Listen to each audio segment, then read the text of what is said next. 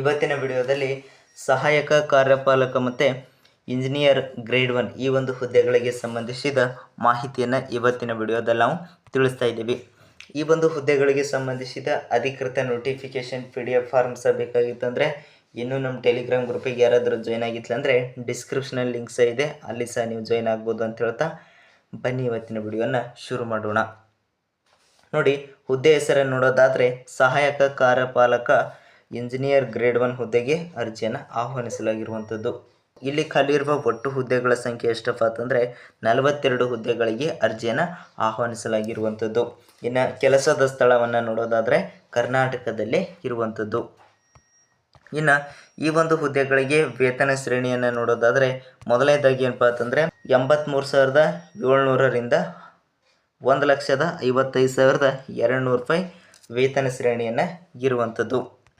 ಈ ಒಂದು ಹುದ್ದೆಗಳಿಗೆ ವಯೋಮಿತಿಯನ್ನು ನೋಡೋದಾದರೆ ಕನಿಷ್ಠ 18 ವರ್ಷ ಆಗಿರಬೇಕು, ಗರಿಷ್ಠ 35 ವರ್ಷ ಮೀರಿರಬಾರ್ದು. ಅಂಥ ಅಭ್ಯರ್ಥಿಗಳಿಂದ ಏನಪ್ಪ ಅಂತಂದರೆ ಅರ್ಜಿಯನ್ನು ಆಹ್ವಾನಿಸಲಾಗಿರುವಂಥದ್ದು.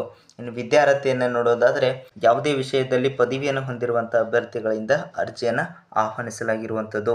ಇನ್ನು ಗರಿಷ್ಠ ವಯೋಮಿತಿ ಸಡಿಲಿಕೆಯನ್ನು ನೋಡೋದಾದರೆ SC/ST ಅಭ್ಯರ್ಥಿಗಳಿಗೆ 5 ವರ್ಷ, OBC ಅಭ್ಯರ್ಥಿಗಳಿಗೆ 3 ವರ್ಷ, ಅಂಗವಿಕಲ ಅಥವಾ PWD ಅಭ್ಯರ್ಥಿಗಳಿಗೆ 10 ವರ್ಷ ವಯೋಮಿತಿ ಸಡಿಲಿಕೆಯನ್ನು ಇರುವಂಥದ್ದು.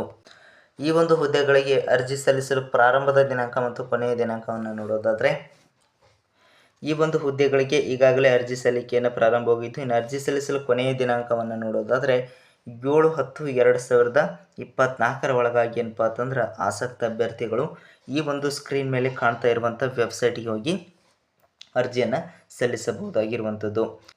ಇಷ್ಟು ಇವತ್ತಿನ ವಿಡಿಯೋದಲ್ಲಿರುವ ಉದ್ಯೋಗ ಮಾಹಿತಿ. ಇನ್ನು ಯಾರಾದರೂ ನಮ್ಮ ಚಾನಲ್ ಹೊಸದಾಗಿ ನೋಡ್ತಾ ಇದ್ದರೆ ತಪ್ಪದೆ ಸಬ್ಸ್ಕ್ರೈಬ್ ಆಗಿ.